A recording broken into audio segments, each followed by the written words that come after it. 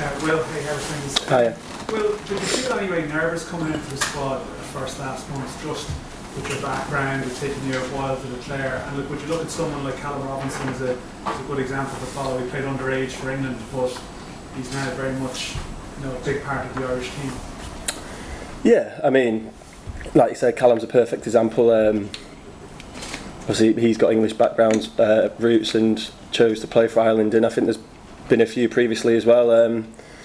But I think, yeah, like you said, first squad maybe a little bit tentative, and especially coming with someone like James McLean from Wigan, who has obviously got great experience. But like he said to me that I'll settle into the camp and I'll be made to feel welcome regardless, and it felt like that. And obviously, like everyone else, I'm just wanting to do whatever I can and contribute towards the same goals, and yeah, just looking to give my all and obviously and represent the Ireland in the best way that I can. Just one other question I was going to ask you. I know you were at Manchester United from the age of 11.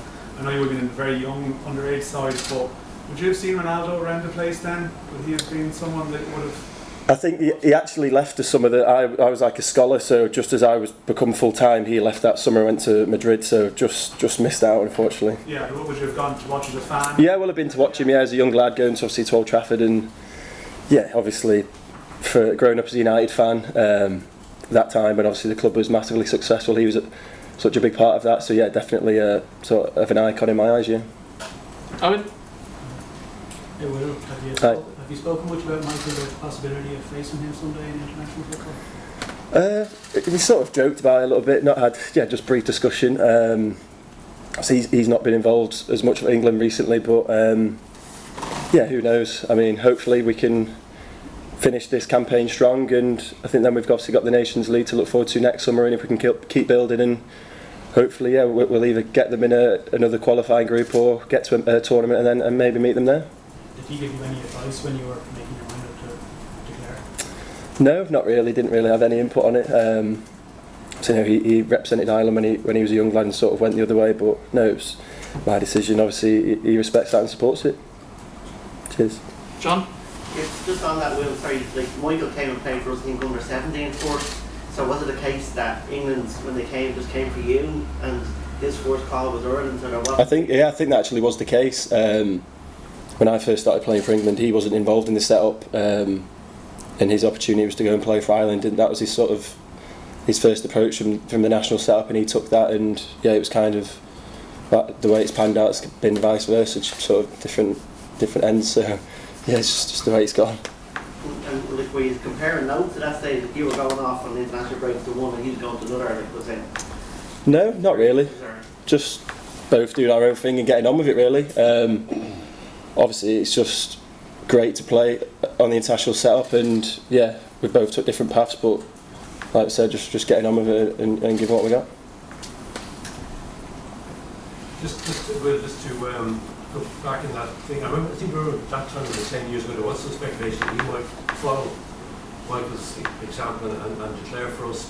Was that ever a possibility at the time? It never really came up at the time, to be honest, or I wasn't really made aware of it.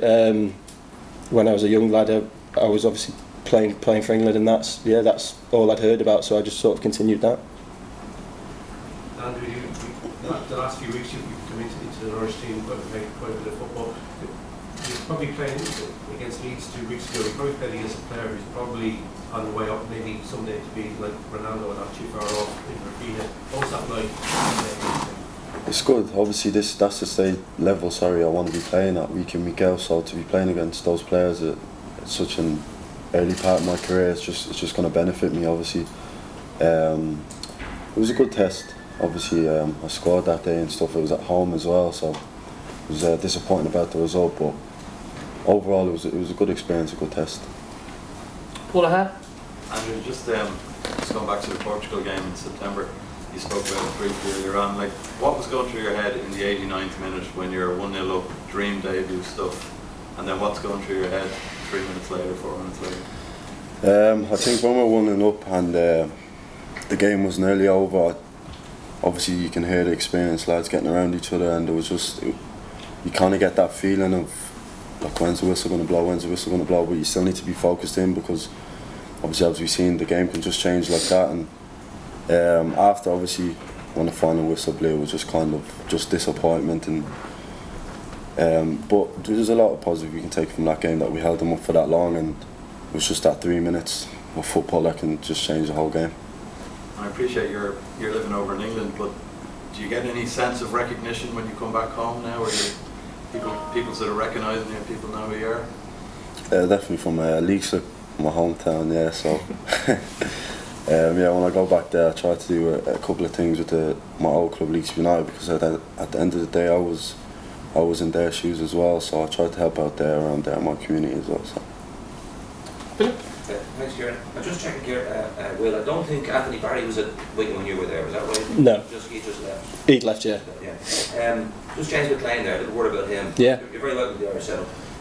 Good to have you in the senior setup. Didn't get a chance to talk to you last month, but just a little bit word about James McLean as an enthusiasm. Obviously, he put a word in for you. I think you said that earlier. When you see him and his passion for Ireland, you get a sense of how much important it is for him. Just tell us a little bit about your relationship with him. Yeah, of course. Yeah. Obviously, James, you don't probably get much more patriotic than him. He's obviously he lives and breathes Ireland, and I think he's a great professional as well. Personally, obviously having him come into Wigan, he sort of sets his standards high, and other people sort of follow that. So he's a great person to have around the place. And yeah, I think when he first knew that the manager was looking at me, he was telling me what a great experience it would be to obviously represent the country and how much it means to him, and that only obviously made me want to try and achieve that even more. And I think coming into the camp with him definitely probably helped me settle in a little bit quicker. And yeah, I mean, he's a great example of someone that has achieved so much for the national team, and just obviously sort of respect that. And yeah, really, well, I'm sure all the players want to achieve that and try and get as many caps as what he's got. Just a final one on that. I know Robbie Grady and you were quite pally. Robbie's not in this squad. Yeah. Back playing now, he's at form, but he's starting to get back again. Maybe you and him might cross the white line, wear the green jersey someday. Hopefully, yeah. So a few years ago now that I played with Robbie, sort of the youth days at United, but a great lad, and it's obviously great to see him back fit and get sorted out at Bournemouth. And I'm sure obviously when he gets playing there, he's got great quality, and hopefully if he keeps fit, he can obviously get himself back around the setup as well, because he's obviously got a lot to sort of add to the group. Thank you. Any further questions, guys? Just One more? Okay. Andrew, Paul McGrath was one of the guys who was on social media praising you after, I think it was the Arsenal game. Did you see that, and what's it mean when an Irish legend like that is giving you such praise? Oh, it was great. I got, obviously after the game, I think my mum sent it to me actually. But yeah, it's great to get a bit of recognition off one of Ireland's legends, and one player that's done so much in the Premier League and stuff like that. So, but yeah, it just gives you that little like a tap on the back, bit of recognition. But and it gives you that extra bit of motivation, because you feel like people are starting to kind of recognise your talent and stuff like that. So it makes you want to work harder. So it was good. It was good. He's a bit before your time. Have you ever seen any videos of him in his prime? Yeah, as you said, it was a bit before my time. So no, I haven't seen any videos. No.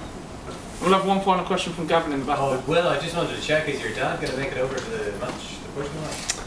I'm not sure yet. Hopefully, they came to the one last the Qatar home game, so obviously waiting to get confirmation of them. But I hope so. See. Okay, thanks, guys.